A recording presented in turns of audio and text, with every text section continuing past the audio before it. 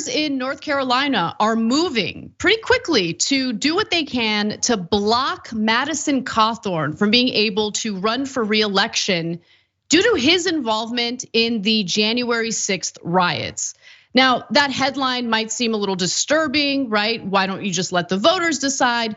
But the argument made here is actually an interesting constitutional argument. So let me give you the details. Lawyers filed the candidacy challenge on behalf of 11 voters with North Carolina's Board of Elections, which oversees a process by which candidate qualifications are scrutinized. Now, what exactly is this constitutional argument that the voters in North Carolina are making? Well, the voters say that Cawthorn cannot run because he fails to comply with an amendment in the Constitution ratified shortly after the Civil War. The 1868 amendment says no one can serve in Congress, quote, who having previously taken an oath as a member of Congress to support the Constitution of the United States shall have engaged in insurrection or rebellion against the same.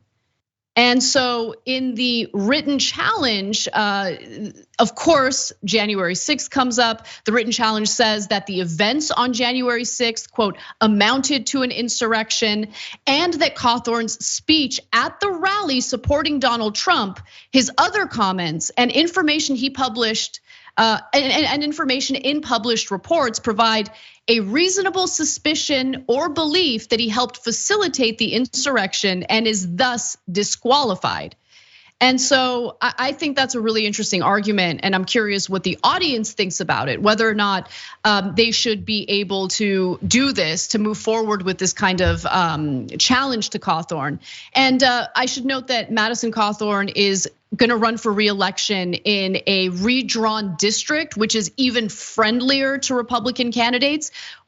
Of course, because that's what redistricting typically leads to in this country, which is why Democrats are incredibly feckless for not actually fighting for voting rights to change or reform the gerrymandering that's taking place. But the argument, by the way, cites tweets like the one I'm about to read from Madison Cawthorn. This is a tweet that he wrote on January 4th of 2021. January 6th is fast approaching. The future of this republic hinges on the actions of a solitary few. Get ready, the fate of a nation rests on our shoulders, yours and mine. Let's show Washington that our backbones are made of steel and titanium. It's time to fight.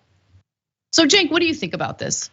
Well, I think it's pretty tough because look, where are the lines, right? If you tell people to fight politically, there's nothing wrong with that. If you tell Bob to go take violent action, that's illegal, and so that's clear. But the Republicans' leaders, both in media and in politics, know where the line is. They know what gets them in legal trouble, and they do everything up to that line. Well, wouldn't it be great or necessary if you took up arms? And remember, the tyrant is the government. The government is the tyrant, and you've got your guns, right? Now, I didn't tell Bob to go kill someone in government. I didn't say it, right? And so Green Bay sweep, that's Steve Bannon and Peter Navarro publicly bragging about their coup attempt. And now, can you argue that an election should have a recount? Of course you can, right? An audit, of course you can. And by the way, they did have recounts and audits in all these states, multiple ones, right? And Biden added to his lead. But when you say, hey, let's decertify an election, well, it's not certified in the first place through the vice president, which is just ceremonial. And instead, let's take it back to the state legislatures and have them lie. And so then we'll declare ourselves president. Well, that's a coup attempt, but I think probably the crime happens when the legislators just say, I don't care that Biden won, we're gonna declare Trump the winner. But when they do that, it's already too late. The crime is treason and insurrection, but it will have worked. So they've put us in a tough legal spot, and I'm not sure what can be done.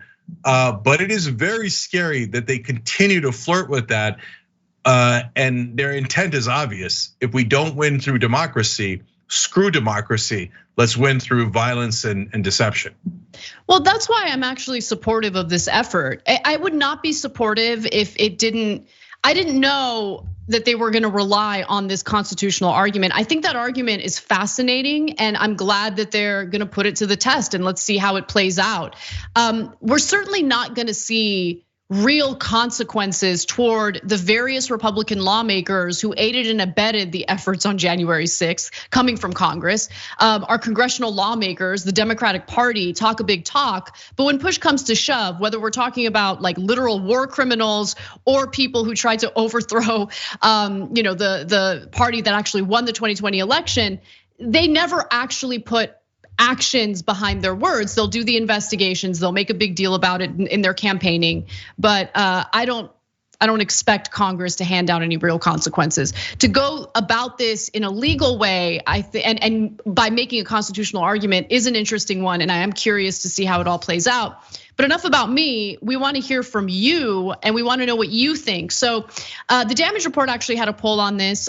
We wanna ask you the same question. Go to tyt.com/polls to participate. Should members of Congress who supported the insurrection be barred from running for re-election? Let us know what you think.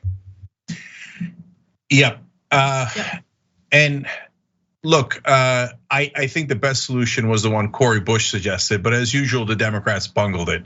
So she said on January 6th, she had the resolution ready for the Republicans who said we should not certify the election.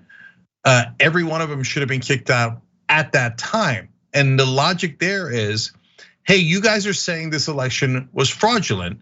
So obviously your own election is also fraudulent by your own claims. It's not our claim, it's your claim. So if you're claiming that your election was fraudulent, well, obviously we can't seat you. And so you gotta go home. Clean up, go home. That would have been a winning argument. Because it's impossible to argue against. Like, oh no, my election was same exact election that happened in my district was fraud when it comes to the presidential one, but not fraudulent when it came to mine. It's an absurd argument, absurd. And they would have been humiliated, and that would have been a good moment to point out their treachery and how they were against democracy, and they were clearly lying. And what did Pelosi do instead? As usual, not a damn thing. In fact, she tried to block Cori Bush from introducing that because Republicans are our best friend. Thanks for watching the Young Turks, we really appreciate it. Another way to show support is through YouTube memberships. You'll get to interact with us more. There's live chat emojis, badges. You've got emojis of me, Anna, John, JR. So those are super fun. But you also get playback of our exclusive member only shows and specials right after they air. So all of that, all you gotta do is click that join button right underneath the video. Thank you.